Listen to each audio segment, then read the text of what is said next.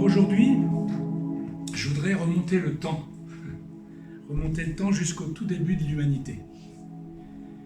À ce moment-là, il n'y avait pas de ville, il n'y avait pas de sécurité sociale, il n'y avait pas de supermarché, il n'y avait pas d'ordinateur, même pas de smartphone relié à Internet, il n'y avait pas de réseau social. Mais en ce temps-là, il y avait un jardin luxueux. Et trois choses importantes dans ce jardin, c'était trois arbres. En fait, quand je dis trois arbres, c'est trois types d'arbres. Trois styles d'arbres au départ. Et ces arbres avaient chacun un secret. Et lorsqu'on aura essayé d'en illuminer quelques aspects, on comprendra mieux pourquoi Dieu nous a fait part dans cette parole que nous avons déjà entendue, et dans cette étrange expression. On comprendra mieux pourquoi cette étrange expression de la part de Dieu, lorsqu'il dit à Abraham, justement, au chapitre 15, versets 5 à 6, Dieu le lui imputa à justice au moment justement où Abraham eut confiance en lui. C'est à ce moment-là que ça s'est passé. Et c'est à cause de cette formule que je vais passer presque tout ce temps du message à revenir aux origines de l'humanité, selon les Saintes Écritures. On va remonter donc le temps, et on va aussi remonter les pages dans la Bible, parce que Abraham c'était chapitre 15, mais là on va revenir au chapitre 2 de la Genèse. On va remonter donc le temps et les pages, et je vais vous lire ce texte. Dieu, l'Éternel Dieu, forma l'homme de la poussière de la terre. Il souffla dans ses narines un souffle de vie, et l'homme devint une âme vivante. Puis l'Éternel Dieu planta un jardin en Éden, du côté de l'Orient. Il y mit l'homme qu'il avait formé. L'Éternel Dieu fit pousser du sol des arbres de toute espèce, agréables à voir et bons à manger, et l'arbre de la vie au milieu du jardin, et l'arbre de la connaissance du bien et du mal. Et un peu plus loin, au verset 16 et 17, il est dit « L'Éternel Dieu donna cet ordre à l'homme. Tu pourras manger de tous les arbres du jardin, mais tu ne mangeras pas de l'arbre de la connaissance du bien et du mal, parce que le jour où tu en mangeras, tu mourras certainement. » Donc, Dieu a donné à l'homme un endroit spécial sur cette terre. Un endroit qu'il a lui-même préparé. C'est intéressant, c'est parce que c'est Dieu qui a placé le jardin. Un endroit qui respirait la vie. Un endroit où il y avait la beauté et le contentement. Mais la Genèse ne s'attarde pas trop à ce sujet en fait. Néanmoins, comme c'est Dieu qui a préparé tout cela, et qui a préparé ce lieu, ça ne peut être qu'excellent pour l'homme, qu'il a créé lui-même, et qu'il aime. Il ne faut pas oublier qu'il l'a créé parce qu'il l'aime. Il a lui-même fait pousser tous les arbres. Le Seigneur a fait pousser tous les arbres, leur a donné une position bien définie dans ce jardin. Et il a accordé à l'homme de s'en nourrir. Il y avait là quelque chose que nous avons absolument perdu dans nos jardins à nous, que sont ces villes, toute l'infrastructure de notre monde moderne et son style de vie, son système de vie. Et même la nourriture que ce système nous propose, avec tout son pouvoir en plus chaotique, qui bouleverse nos petits jardins de vie. Mais tous ces arbres dont l'homme peut se nourrir sont suffisants pour lui. Dieu lui avait donné tout ce qu'il fallait. On ne sait pas le nombre d'arbres, ça aurait été intéressant, on ne sait pas toutes les espèces qu'il y avait, mais enfin bon. Mais il y avait certainement plein de choses, c'est sûr. Il pouvait s'en nourrir, c'était suffisant pour lui. Pour entretenir sa vie, et pour avoir la puissance dans son corps et dans son âme. Dieu avait tout donné. Ensuite, on va se retrouver face à deux autres arbres. Ceux-là sont un peu spéciaux. Vous les avez déjà entendus, hein, parce qu'ils représentent à eux deux un enjeu pour l'humanité. Ces deux arbres-là. On va considérer le premier. L'arbre de la connaissance du bien et du mal. Celui qu'il ne fallait pas manger. C'est un arbre que tout humain recherche et dont il se nourrit maintenant. C'est cet arbre-là qui intéresse toute l'humanité. C'est quand même pas de chance. C'est le seul arbre que Dieu dit, tu ne mangeras pas. Eh bien, c'est le seul arbre que les hommes et les femmes dans ce monde s'intéressent. Pour la plupart. Et en effet, depuis la chute d'Adam et d'Ève, la relation avec Dieu a été rompue. Ça, vous le savez. Et c'est à cause de la relation que l'homme a eue avec cet arbre. C'est à cause de cela. La relation qu'il avait avec Dieu était une puissance de vie. Faut pas l'oublier, c'est vrai que c'est un peu loin tout ça. Hein. C'était la vie même. Dieu lui avait soufflé la vie. Il avait la vie. La puissance de Dieu. Tout était là. Dieu a fait l'homme à son image et en lui insufflant son esprit. Ainsi, le corps tiré de la terre est devenu une âme vivante. Un souffle vivant, pour être plus proche du mot hébreu, nefesh. C'est un mot particulier en fait. Ce souffle vivant fait écho au souffle de vie que Dieu a donné à l'homme. Ça fait écho. Et qui était écrit juste avant le souffle vivant. La relation a été rompue par un acte d'indépendance de la part de l'homme. Et d'un acte de désobéissance aussi. Et c'est la connaissance du bien et du mal qui en était le sujet. C'est là le problème. Ça a démarré là. L'homme, mais pourquoi ça pose problème? Moi, c'est la question que je me suis posée, j'ai dit pourquoi? Mais en fait, l'homme n'avait pas la carrure, n'avait pas la capacité de distinguer le bien du mal et vivre en même temps le bien. Ça lui était impossible. Et Dieu le savait. Il n'avait pas la capacité de résister au mal seul. Nous n'avons pas cette capacité. Dieu nous a fait ainsi, dès le départ, pour que nous n'ayons pas la capacité de résister au mal. Il faut le faire. Hein. On se croit tout puissant, hein. On n'est même pas capable de ça. Et Dieu, je pense qu'il l'a fait ainsi. Les anges même qui ont plus de puissance peuvent résister au mal, mais certains ont décidé de suivre le mal. Même les anges ont du mal. Alors nous, les hommes, connaître le bien et le mal sans Dieu nous mène à la mort. C'est toute l'histoire de l'humanité, ça. Car connaître sans Dieu, ce n'est pas avoir la puissance. Parce que la connaissance a besoin de puissance. Cela rejoint ce que disait Paul aux fameux apôtres, aux faux apôtres qui animaient l'église de Corinthe. Paul a dit quelque chose par rapport à ces faux apôtres. Il dit « Je connaîtrai non les paroles, mais la puissance de ceux qui se sont enflés d'orgueil. Car le royaume de Dieu ne consiste pas en paroles, mais en puissance. » En connaissant Dieu, l'homme, il connaissait le bien dans toute sa dimension, dans toute sa splendeur. C'était ça au départ. Adam et Ève, c'est ce qu'ils avaient. C'était complètement suffisant. Mais en ne voulant pas suivre l'ordre de Dieu de ne pas manger l'arbre de la connaissance du bien et du mal, alors il a désobéi et il a pu connaître par expérience personnelle ce qu'était le mal. Et connaître le mal, c'est vivre le mal. Et je crois que je n'ai pas besoin de faire un grand dessin à nous tous parce que nous savons ça. Nous expérimentons malheureusement ça. Ce terme de connaissance ici, connaître le mal, c'est non seulement une dimension intellectuelle, vous voyez, mais ça intègre aussi toute la vie de l'homme, morale et spirituelle. Connaître le mal, c'est discerner et l'appliquer dans sa vie, sans être dans la présence de Dieu. Amen. Voilà. Amen. Boum. Cela mène au chaos. Ça nous mène à la mort, à toutes sortes de dérèglements moraux et spirituels. Leurs actes ne tiennent plus compte de ce que Dieu avait dit et voulu pour eux. L'homme, il s'est retrouvé avec un esprit qui n'était plus animé par la puissance de Dieu. Ça, c'est important. Adam et Ève s'est retrouvé avec un esprit qui n'était plus animé par la puissance de Dieu. Parce qu'à partir de là, l'homme est mort. Il lui avait dit, Dieu, si tu manges de cet arbre, du fruit de cet arbre, tu mourras. certainement. C'est-à-dire qu'il est séparé de Dieu. Et on va voir comment ça se passe, très rapidement.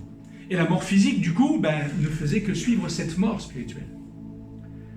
Et c'est parce que l'homme a touché l'arbre de la connaissance du bien et du mal, et qu'il en a mangé, que l'arbre de vie lui a été retiré. Vous voyez? Il y avait cet arbre de vie, ce troisième arbre, dont je parle maintenant. Le troisième arbre, dont on peut dire rapidement qu'il est celui qui donne la vie de Dieu. Dieu a soufflé sur l'homme la vie, mais elle devait être éternelle grâce à cet arbre. Cet arbre a un rapport avec la vie de Dieu. Eh bien, cela lui a été retiré. Il ne pourra donc pas manger. Vous savez, manger, c'est ce qui nourrit pour vivre et pour croître, n'est-ce pas? Eh bien, il ne pourra pas manger de l'arbre de la vie. Il ne pourra plus. Terminé. Il ne pourra pas connaître la vie de Dieu. Ça a commencé, mais pas longtemps en fait. Il ne pourra pas connaître le royaume de Dieu dans lequel il se dévoile, le Seigneur. Cet arbre n'est accessible au milieu d'un jardin. Vous savez, il est au milieu du jardin. Il est bien positionné. Il n'est accessible au milieu du jardin que dans la présence de Dieu. Cet arbre. En son sein. Alors, à partir de cet événement, l'homme et la femme sont séparés de Dieu, de son amour, de sa puissance de vie.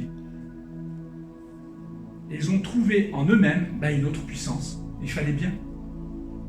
Ils ont été séparés de la puissance de Dieu. Ils ont une autre puissance. Car sans Dieu, cette puissance animait désormais leur existence. Cette puissance-là, c'est ce que la Bible nomme le péché. C'est une réelle puissance. C'est ce qui nous anime tous, jusqu'à ce qu'on rencontre le Seigneur. Je vais y venir, mais c'est ça. Il n'y a plus la puissance de Dieu, il y en a une autre qui est là. C'est, la Bible l'appelle le péché. Cette puissance est une énorme injustice. Une énorme injustice. Ça, c'est très important de savoir. Le péché, c'est une énorme injustice aux yeux de Dieu. C'est pour ça que lorsque nous péchons, nous sommes réellement injustes. Et qu'est-ce que ça provoque? J'en avais parlé une fois dans un message, provoque la colère de Dieu. Ça n'empêche pas qu'il aime, mais la colère de Dieu est là aussi. Elle se manifeste. Parce qu'il y a une terrible injustice dans ce bas monde. C'est le péché. Cette puissance, donc énorme injustice, elle ne produit que de la mort. Puissance injuste produit que la mort. Et non la vie, comme l'arbre de vie. L'Éternel Dieu dit, chapitre 3 de la Genèse, versets 22 à 24, c'est un peu plus loin. Qu'est-ce qu'il a dit? L'Éternel dit, « Voici, l'homme est devenu comme l'un de nous pour la connaissance du bien et du mal.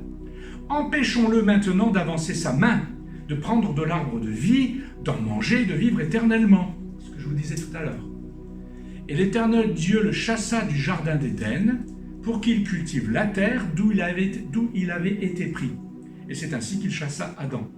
Il mit à l'orient du jardin d'Éden les chérubins qui agissent l'épée en flamboyante, ce que vous avez vu venir, pour garder le chemin de l'arbre de vie.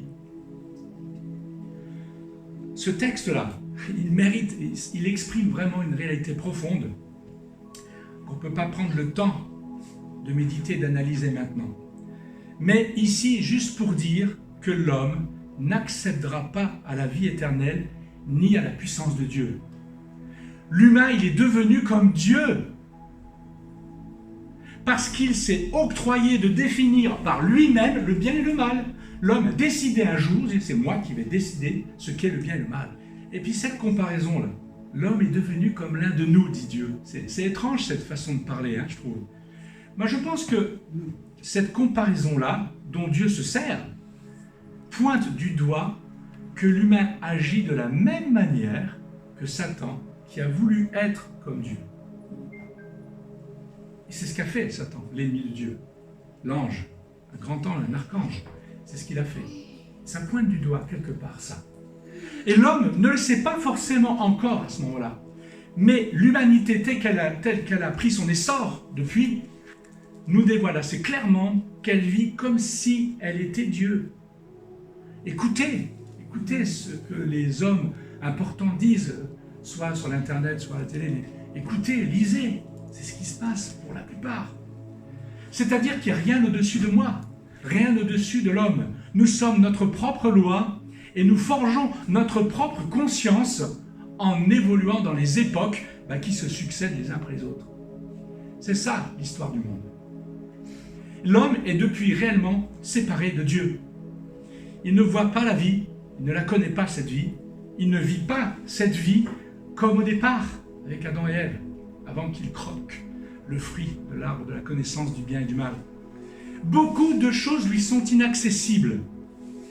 Elles sont invisibles. Et pourquoi elles sont invisibles? Justement, c'est ce texte-là. Parce que ce sont vos crimes, dit l'Éternel avec la bouche d'Ésaïe. Ce sont vos crimes qui mettent une séparation entre vous et votre Dieu. Ce sont vos péchés qui vous cachent sa face, on ne le voit pas. Et l'empêchent de vous écouter. L'homme et la femme ont préféré écouter le serpent. Parce que, je n'ai pas tout dit, mais vous le saviez, mais c'est le serpent qui a dit mange-le cet arbre-là, mange-le de ce fruit. Il sait très bien que si tu manges, tu vas devenir comme Dieu. Voyez, c'est exactement la même chose. Et ils ont écouté, la femme a écouté, et Adam pareil. Ce serpent, c'est une métaphore pour parler de l'ennemi de Dieu, Satan. De même que l'arbre de la connaissance du bien et du mal est une métaphore de la connaissance éthique et morale. Il en va de même pour l'arbre de vie. C'est une métaphore désignant la vie divine. Mais une métaphore n'exclut pas forcément la réalité de l'objet. Amen, bien sûr. Ici, c'est le serpent et les arbres. Ainsi, une métaphore n'exclut pas forcément la réalité de l'objet dont elle se sert. Comme certains veulent absolument nous l'enseigner. Vous n'êtes que dans les métaphores, vous êtes dans les symboles seulement. Certes, c'est symbolique, certes, il y a une force, il y a un type derrière, mais il y a une réalité qui s'est passée, sauf qu'on ne sait pas exactement comment ça s'est fait.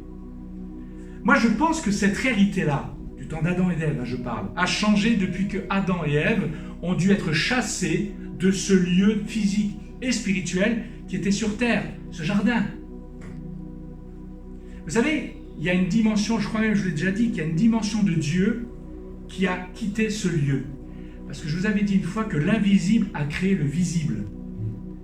Comme le dit l'Épître aux Hébreux, chapitre 11, verset 3. Il est dit que de l'invisible, Dieu a fait le visible. Nous nous voyons ici, mais c'est parce qu'il y a de l'invisible qui nous a créés.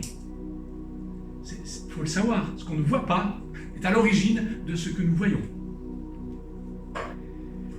Alors, il y a une partie visible créée par l'invisible, la présence spirituelle de Dieu. Il y a une partie visible créée par cet invisible qui n'est plus accessible depuis que l'homme a été chassé du jardin. Une dimension dans cet endroit-là qui n'est plus visible, plus accessible par l'homme. Tu peux aller chercher ce lieu et tu ne le trouveras pas, tu ne le verras pas. Il existe, mais tu ne le verras pas. Nous avons perdu une réalité puissante et nous ne pouvons pas la voir actuellement, même si elle existe. Ces arbres ont disparu. L'arbre de la connaissance du bien, l'arbre de la vie, a disparu. Ce jardin a disparu aussi. Donc tout ce qu'il y avait dedans, même cet arbre de la connaissance du bien et du mal, on ne sait pas comment c'est fait. Ça a disparu. L'homme a été chassé, il ne revient pas. Il y a un ange, avec son épée, qui garde ce jardin. Ça veut dire quoi? Tu ne peux pas y accéder. Que ça soit géographique ou pas, qu'importe, tu ne peux pas y accéder, tu ne peux pas le voir. On ne pourra jamais voir ce lieu tant qu'il n'y a pas quelque chose qui se passe avant. Et on verra ça. Ce n'est pas le fruit de l'imagination. Ce jardin existait réellement, et tous ces arbres aussi. Et de quelle nature et comment ils étaient faits, on n'en sait rien en fait. Les arbres que nous pouvions manger à cette époque d'Adam sont probablement les mêmes qu'on retrouve maintenant. Mais comme ils faisaient partie de ce jardin dont l'homme et la femme ont été exclus, nous ne connaissons pas leur apparence, nous ne connaissons pas leur goût, ni même la puissance. Vous savez que les aliments donnent de la puissance. Moi, je pense que ces fruits-là, qu'ils mangeaient, je parle, donnaient de la puissance. Peut-être que nous avons perdu? Je le pense parce qu'il est dit que la nature souffre les douleurs de l'enfantement, parce qu'elle attend quelque chose, cette nature. Elle a été aussi bien cassée. Il y avait une réalité là, qu'Adam et Ève voyaient, mais lorsqu'ils ont été chassés, eh bien, c'était terminé. Ils ne voyaient plus cette réalité que nous non plus ne voyons pas. Ils n'étaient plus dans cette réalité-là, dans ce jardin. Alors, toute l'histoire de la Bible est d'amener l'homme à retrouver sa place avec Dieu et à rétablir la relation avec lui. C'est toute l'histoire de la Bible, ça vous connaissez. Ce sera pour l'homme le temps d'une nouvelle naissance. Une nouvelle créature, une nouvelle création. Dieu fera cette œuvre nouvelle. C'est Dieu qui l'a fait, cette œuvre-là, c'est pas l'homme. Et nous savons qu'il le fera et qu'il l'a fait depuis, en venant dans ce monde par Jésus-Christ. Et pour que cette œuvre arrive jusqu'à nous, pour qu'elle puisse produire son effet, l'homme doit avoir foi en Dieu, en sa parole, en ce qu'il promet, en ce qu'il ordonne. Il doit avoir une totale confiance dans tout ce que Dieu lui révèle. Et c'est ce qui s'est passé avec Abraham lorsqu'il crut en Dieu. Et que cela lui fut imputé à justice, comme il est dit. Abraham eut confiance en l'Éternel qui le lui imputa à justice. Et c'est ce qui se passe aussi avec nous. C'est ce qui se passe avec nous lorsque nous manifestons notre foi en Christ. Ce que la Bible nous enseigne, c'est que cette attitude spéciale, appelée la foi, est la seule qui permette de retrouver une relation avec Dieu. C'est la seule. Nous venons tous les dimanches pour adorer Dieu, pour louer le Seigneur, pour avoir une relation qui s'amplifie, qui soit encouragée. Mais si tu n'as pas la foi, tout ça, c'est que du vide. Ça t'est invisible. Tu ne vois rien. Et comme l'homme a été injuste, c'est pour ça que je suis revenu depuis le début, cette injustice. Comme l'homme a été injuste en commettant le mal, puisqu'il a mangé de cet arbre, et nous aussi, il fallait que la justice de Dieu soit rétablie. Et l'homme a connu le mal et il n'a pas pu vivre entièrement le bien. Il n'a pas pu le vivre. En désobéissant à Dieu, il ne pratique pas ce qui est bien, car Dieu, il est tout ce qui est bien. Vous savez que Satan, il est capable de faire du bien. Oui. Il fait du bien aux hommes. Bon, il les trompe, il fait du bien. Faire le bien ne veut pas dire que tu es avec Dieu. C'est étrange de dire ça. Parce que l'œuvre de la chair peut faire le bien. Comme l'œuvre de la chair fait le mal. Ça, on le sait. On n'a pas besoin de faire un grand discours. Mais tu peux faire le bien sans être inspiré de Dieu. C'est là toute la problématique pour nous. Parce qu'il y en a qui se disent, mais moi j'ai fait du bien. Et ils se pensent que ça y est, c'est bon. Mais on n'est pas sauvé par ça. Preuve en est, un criminel. Mais souvent les criminels, je ne sais pas tous, mais il y en a certains en tout cas, ils ont pris soin de leurs parents, de leur mère. Ils leur ont fait du bien. Ça ne leur a pas empêché de tuer d'autres. Un voleur qui vole, il est même capable de donner tout cet argent aux pauvres. Il a volé. La justice n'est pas accomplie. Il y a un manque là. Un terrible manque. Et comme l'homme a été injuste en commettant le mal, puisqu'il a mangé de cet arbre, il fallait que la justice de Dieu soit rétablie. L'humain a connu le mal et il n'a pas pu vivre entièrement le bien, comme j'ai dit tout à l'heure. En désobéissant à Dieu, il ne pratique pas ce qui est bien. Il ne peut pas le faire. La relation a besoin d'être rétablie, mais elle a besoin d'être rétablie par la justice de Dieu. Ça commence là. Certes, Dieu nous aime. Ça, c'est depuis toute éternité. Mais pour que la justice soit rétablie, pour que notre relation, soit rétablie avec Dieu, c'est la justice. La justice de Dieu. Et la foi aura raison de l'injustice. Et c'est pour cela que ce verset 6 de la Genèse nous parle de justice. Cela lui fait imputer à justice. Et moi, je vous ai fait toute cette rétrospective pour mettre en perspective justement la notion de justice utilisée ici, dans ce verset qu'on a lu tout à l'heure, et que je vous remontre ici, et qui tombe un peu comme un cheveu sous la soupe. Sur la soupe, pardon, pas soupe, sur. C'est bizarre que Abraham croit en Dieu et d'un seul coup, il nous est dit, Abraham, confiance en l'Éternel, qui le lui imputa justice. C'est quoi cette expression étrange, hein? Pourquoi donc ce texte parle-t-il de cela? La racine, Abraham eut confiance en l'Éternel. La racine du verbe hébreu aman parle d'être ferme, fiable et sûr. Confiance, aman, c'est ça en fait. Ce n'est pas écrit que Abraham eut confiance. J'ai confiance. Vous savez, il y a des gens qui disent moi j'ai confiance. Non, non, c'est écrit Abraham eut confiance en l'Éternel. Il a eu confiance en l'Éternel. T'as confiance en quoi, toi? C'est quoi l'objet de ta confiance dans ta vie? Analyse et tu seras peut-être très surpris de voir qu'il n'y a pas que Dieu dedans. Certes, je pense que vous avez confiance en l'Éternel. Mais y a-t-il autre chose?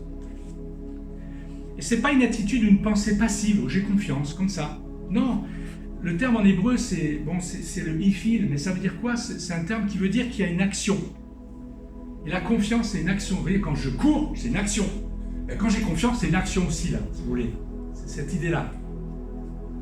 Et qu'elle parle d'une action, mais relationnelle, une action de relation, en fait. La foi est une relation entre Abraham et Dieu. Il croit en Dieu fermement. Vous voyez? Ferme, fiable. Il croit vraiment en lui. Et sa confiance repose de manière sûre, de manière fiable, sur ce que Dieu lui a dit. On l'avait vu la dernière fois, juste pour rappel, il a fait la promesse. Il lui a rappelé cette promesse. Tu auras une postérité. Il est hyper vieux. Sa femme, il y a longtemps que la ménopause est passée, elle ne peut plus avoir d'enfant, c'est clair. Et Dieu lui dit, tu auras une descendance. Il faut quand même de la foi. Il fait confiance. Dieu lui a dit, donc il le fera. Comment il sait pas, mais il le fera. Dieu est l'initiateur de la foi, et la foi de l'homme, c'est sa réponse. Ta foi à Dieu, c'est la réponse. Il dit d'accord à Dieu. Il dit, je sais que ce que tu m'as dit va se réaliser, même si je ne le vois pas encore. Il pense, il dit, il est assuré au fond de son cœur. Il possède une conviction intérieure. Il sait que Dieu existe et qu'il est vivant et qu'il lui parle. Voilà. Si vous regardez Hébreux chapitre 11, versets 1 à 3 et verset 6, ça vous parle de cette foi-là. Dieu te parle. Est-ce que tu le sais qu'il te parle? Je pense que oui. Crois-tu que ce qu'il te dit dans ce que tu vis quotidiennement, est-ce que tu crois? Tu écoutes sa parole. Est-ce que tu crois qu'il est en train de te parler à un moment où tu lis ta parole? Dans ce que tu vis là, ce jour-là. Crois-tu qu'il agira dans ta vie selon sa parole? Ça, c'est pas toujours facile. Hein. Ta foi est une relation avec Dieu. Mais est-ce que c'est vraiment une relation avec Dieu ou c'est une simple impression, une simple idée, une simple croyance comme cela, même voire une superstition? Je ne pense pas. Et si c'est le cas, il faut revoir cela. Ce n'est pas une vraie foi. La foi, c'est une relation avec Dieu. Tu lui fais confiance. Tu t'appuies sur lui. Comme un enfant avec son père ou sa mère. Mais quelle étrange formulation quand même. L'Éternel le lui imputa justice. Imputer. C'est un terme de comptabilité, ça, le mot imputer. Bon, moi je ne suis pas comptable, mais c'est un terme de comptabilité. Dieu lui compta cette foi comme justice.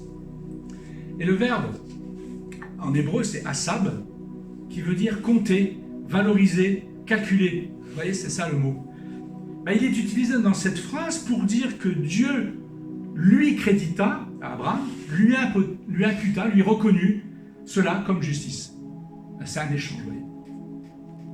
C'est reconnaître ou créditer quelque chose au compte de quelqu'un. Dieu reconnaît la confiance d'Abraham qu'il a envers lui. Il le crédite ça, il reconnaît ça. Il voit dans son cœur que cette confiance-là, celle-là, elle est fiable. Ça, je te crédite, mon ami. Il reconnaît que cette confiance-là, cette foi précisément, l'amènera à recevoir la justice que Dieu prépare pour l'humanité. Parce que Dieu est en train de préparer la justice pour l'humanité du temps d'Abraham et avant. Il est en train de la préparer. Elle n'est pas encore là. Mais cette confiance qu'a Abraham, eh bien, il reconnaît cette confiance. Parce qu'il sait que cette confiance-là, c'est celle qui va préparer, qui va aider les hommes et les femmes à croire de la même manière qu'Abraham, parce que Dieu prépare la justice. Prépare pour l'humanité la justice. C'est-à-dire lui et sa descendance. Cette préparation de cette justice, ça nous amène où? Ça nous mène à Christ. Et du temps d'Abraham, ce n'est pas encore fait. Mais Dieu veut préparer des cœurs pour que lorsque Christ arrive, la justice soit faite et rendue. Et nous allons le voir, parce que c'est Christ qui justifie. Ce sera lui qui va te justifier. Il aura, et si tu as la même foi d'Abraham, tu seras justifié. C'est elle qui, à un moment de sa vie, Abraham, il a rencontré cette foi-là. Au moment où il regardait les étoiles, où il a fait confiance. C'est ce type de foi-là. Cette attitude de foi qui permet de nous déclarer justes. De nous déclarer justes. Dieu nous justifie. Je veux dire, Dieu vous justifie. Je veux dire, c'est pas le président, là. C'est pas ton père, c'est pas ta mère, c'est pas une église, c'est Dieu qui justifie. Abel, il a été le premier à être justifié par Dieu. Hébreux 11, verset 4 nous en parle. Noé l'a suivi, aussi a été justifié. Et le troisième homme, c'est Abraham. Et nous qui sommes à la fin des temps, nous savons que notre foi en Christ nous amène à être justifiés. Nous sommes justifiés. Il n'y a donc maintenant plus aucune condamnation pour ceux qui sont à Jésus-Christ.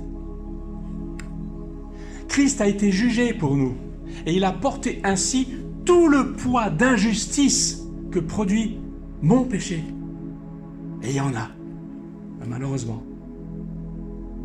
Je suis peut-être sur le podium parmi vous, j'en sais rien, mais en tout cas, dans les premiers. Et il l'a porté sur lui, ça.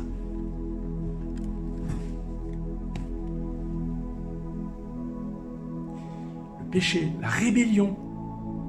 Qu'est-ce que j'ai été rebelle aussi. La perversion. J'ai été malheureusement pervers.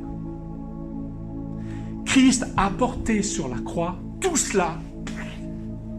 Pourquoi ? Parce qu'il m'aimait, c'est vrai, pour être jugé. Dieu a été jugé pour toi. Tu le sais, ça. Et c'est encore vrai maintenant. Et il les a portés sur la croix, nous justifiant ainsi, nous déclarant justes. Waouh! Je ne mérite pas d'être déclaré juste, moi. Et ouais, il me déclare juste. Satan, il peut venir vers Dieu, lui dit, ah, il est injuste. Dieu lui dit, je l'ai déclaré juste. Tu peux disposer. Abraham, à ce moment-là, est juste. Il croit que Dieu fera tout ce qu'il a dit. Et cette foi-là, d'Abraham, est de la même veine, de la même nature que celle qui croit que Christ est le seul qui te sauvera et te donnera la vie éternelle. C'est sous cet aspect-là même de l'épître aux Romains que Paul nous parle de cela. Au chapitre 4, c'est sous cet aspect qui nous présente justement la foi d'Abraham. Et je vais le lire. Mais ce n'est pas à cause de lui seul qu'il est écrit que cela lui fut imputé. C'est encore à cause de nous. Oui, on pourrait se dire, oui, ça concerne Abraham, bon, et nous. Ben voilà, ça concerne nous aussi. À qui cela sera imputé, à qui il sera compté. À nous qui croyons en celui qui a ressuscité des morts, Jésus, notre Seigneur, qui a été livré pour nos offenses et ressuscité pour notre justification. Qui va croire à la résurrection maintenant? Un truc de fou, hein? C'est ça qu'il nous demande de croire, Dieu. Comme Abraham a dû croire, quoi. Waouh, il va me donner une descendance, moi le vieux. Ma femme, elle a la ménopause depuis tant d'années, tu vas pas avoir d'enfant. Voyez-vous, c'est ça la foi qui nous est demandée. Aucune de tes gentillesses, de tes œuvres d'amour même, de tes dons, participeront à te rendre juste. Un exemple. Est-ce qu'un tueur qui a pris soin de sa mère, est-ce qu'il sera relaxé à cause de cela? Est-ce qu'un juge va lui dire « Tu as pris soin de ta mère, c'est bon, tu peux y aller ». Est-ce qu'un voleur qui donnera la moitié ou plus de ses gains, bon, il en garde un peu pour lui, mais il va donner quand même la moitié, voire plus de ses gains aux pauvres, est-ce qu'il sera relâché et privé de prison et d'amende? La justice ne peut pas être effacée par des actes bons. Car le mal doit être jugé pour être éloigné et absous. Et parfois, nous chrétiens, on peut penser que, ah, comme je vis bien, ces temps-ci, je trouve que je vis bien, pas trop péché, tout baille. tant mieux. Mais c'est pas ça qui fait qu'on est justifié. C'est pas ça. Même Paul, il disait, moi, vous savez, ma conscience ne me reproche rien. Paul dit, et c'est pas pour ça que je suis justifié. C'est Dieu qui justifiera. C'est Dieu qui jugera. Si après avoir levé les yeux au ciel, vers la voûte céleste parsemée d'innombrables étoiles, Abraham les eut ensuite arrêtés et se dire, boum, sur son vieux corps amorti, bien amorti, sur celui de Sarah, qui était depuis longtemps dépassée par la ménopause, comme je l'ai dit, s'il avait vu que ça, il n'aurait jamais pensé que de lui sortirait une descendance, aussi nombreuse que les étoiles. Eh bien, cependant, Abraham n'a pas regardé à son propre corps et ni à celui de sa femme, qui ne pouvait plus donner la vie. Non, ils ne pouvaient pas répondre à la promesse de Dieu. Ils en étaient incapables. Abraham, tant que Sarah, incapable. Mais il a regardé la puissance de vie de Dieu en la résurrection. C'est ce qu'on a lu dans ce texte-là, de Romains.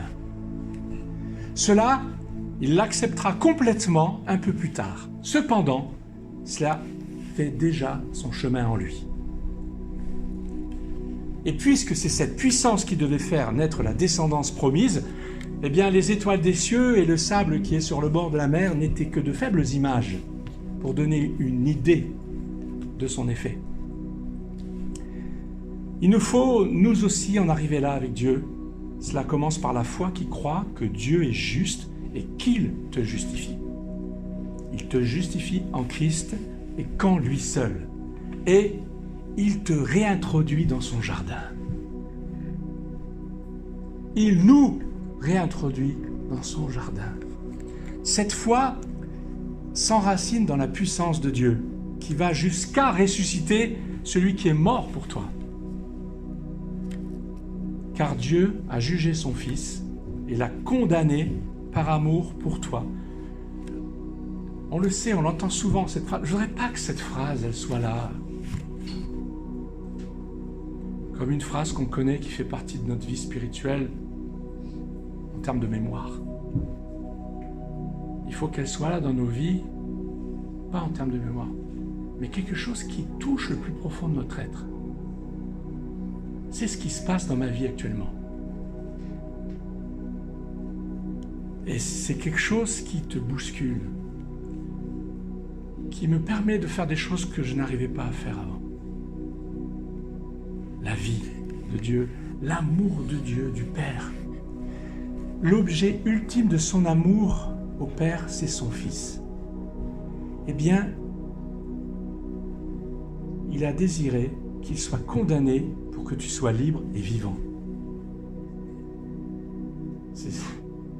Est-ce que tu vas donner le meilleur de tes enfants?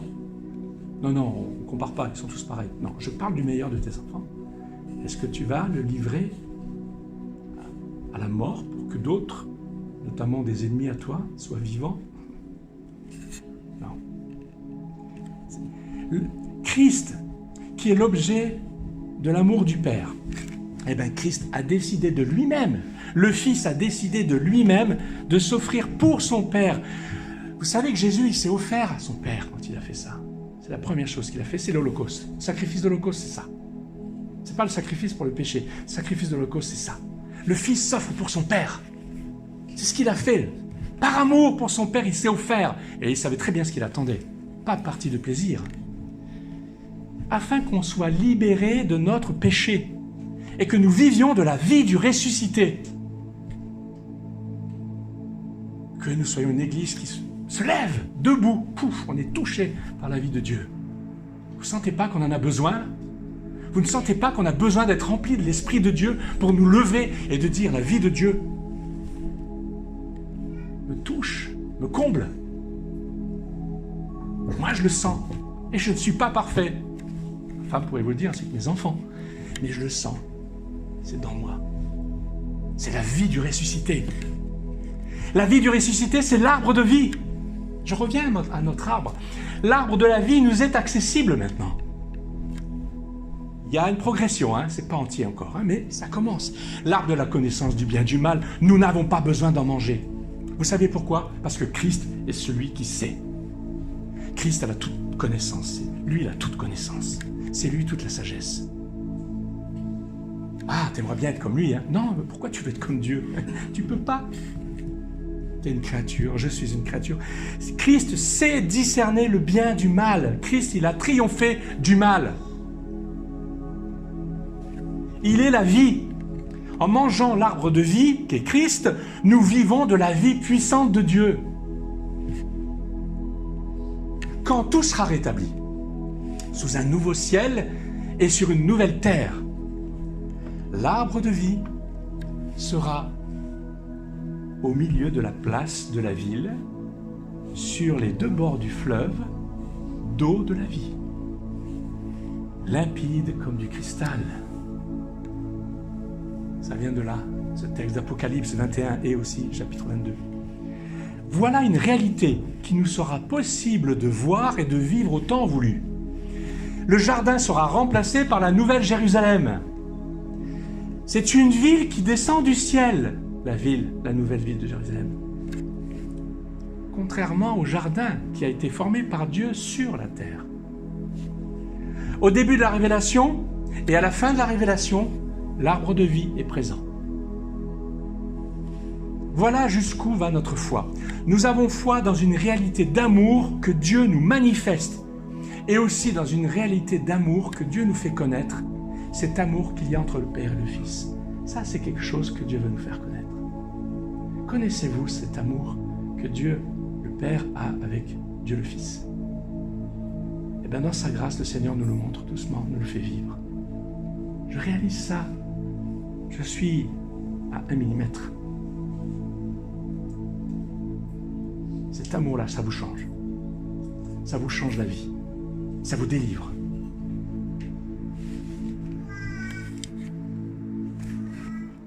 Nous savons que Dieu accomplira la promesse en donnant un fils à Abraham et à Sarah lorsqu'il leur sera impossible d'avoir des enfants. Et je vous avais dit une fois que la vie de Dieu se donnera dans un corps mort. Oui, la vie aura raison de la mort. Et bien ce passage de Paul que je vais vous lire, dans Romains justement, nous parle de la même chose en ce qui concerne notre vie avec Dieu, notre vie avec le Christ. Et si Christ est en vous, le corps, il est vrai, il est mort à cause du péché, mais l'esprit est vie à cause de la justice. Et si l'esprit de celui qui a ressuscité Jésus d'entre les morts habite en vous, celui qui a ressuscité Christ d'entre les morts rendra aussi à la vie à vos corps mortels, par son esprit qui habite en vous. Méditez ça. Un conseil, tiens, apprenez-le par cœur et méditez. Là, il y a une puissance de délivrance, une puissance de vie dans ce monde difficile que nous vivons, avec toutes nos épreuves. Comme Dieu accomplira ce miracle dans la vie d'Abraham et de Sarah, ainsi il fera de même avec nous. Ça semble impossible. Je suis sûr que tu es en train de mesurer ta vie, là. Tu dis, bah, ouais, c'est joli ça, mais c'est pas possible. Il va te donner la vie entre les morts. Il va te donner la vie à ton corps mortel. Il va te donner la vie, excusez-moi de répéter, à vos corps mortels. Avec toute la puissance de la mort qu'il y a dans vos corps. Eh bien, il va te donner la vie à ce corps mortel, maintenant, par son esprit qui habite en toi. Est-ce que l'esprit de Dieu habite en toi?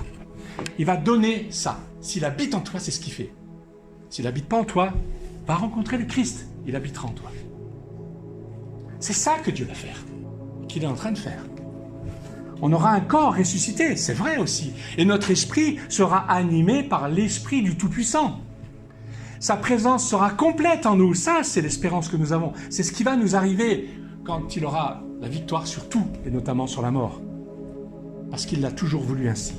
Christ, par son esprit, nous fait vivre de sa vie. Il redonne vie à nos corps atteints du péché. Déjà, nous pouvons vivre le ciel sur la terre, même dans les fanges des ténèbres, même dans la boue de nos épreuves, nous pouvons connaître la vie du ciel.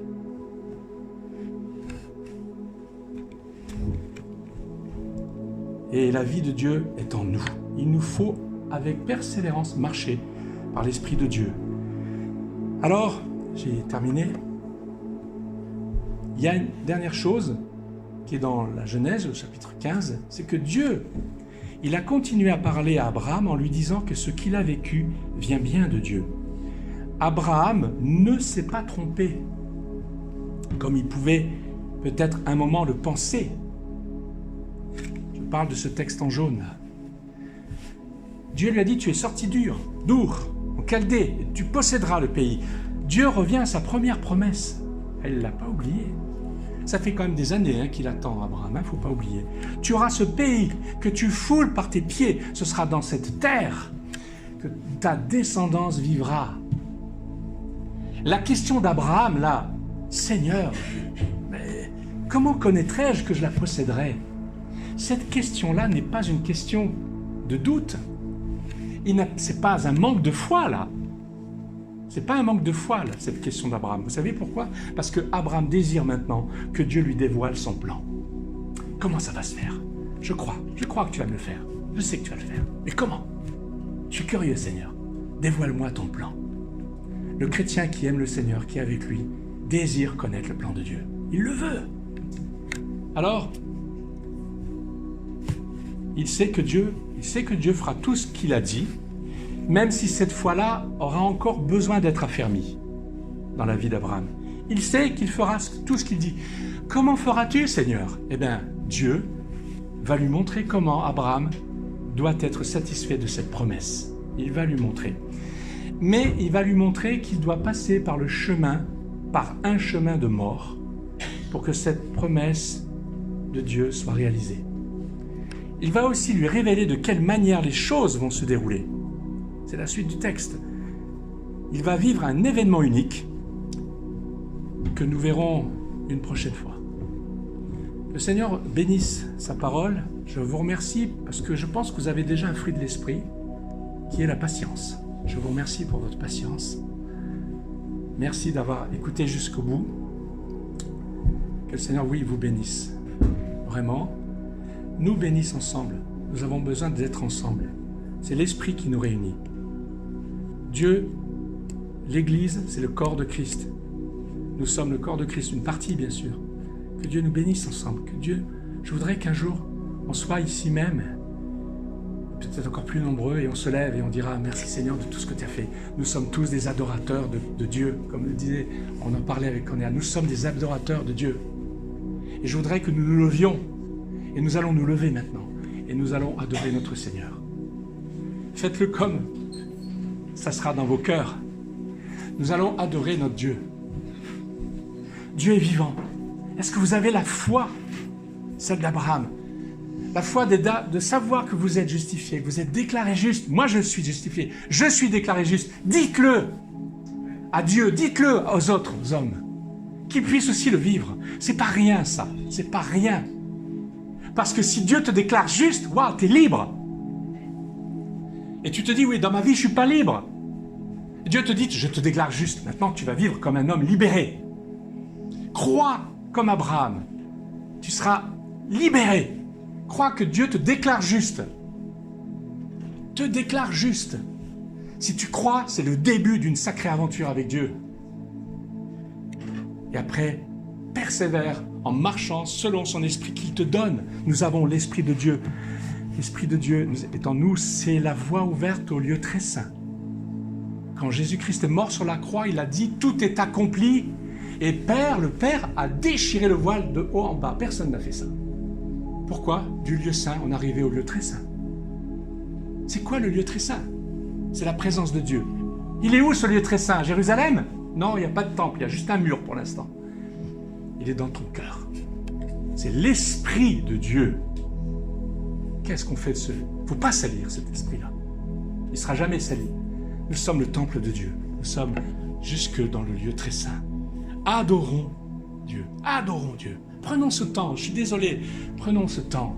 Dieu veut faire quelque chose dans nos vies. Prenons ce temps, s'il vous plaît. Vous le voulez? Si vous le voulez, dites-lui. Dites-le au Seigneur. Adorons le Seigneur. Prenons ce temps.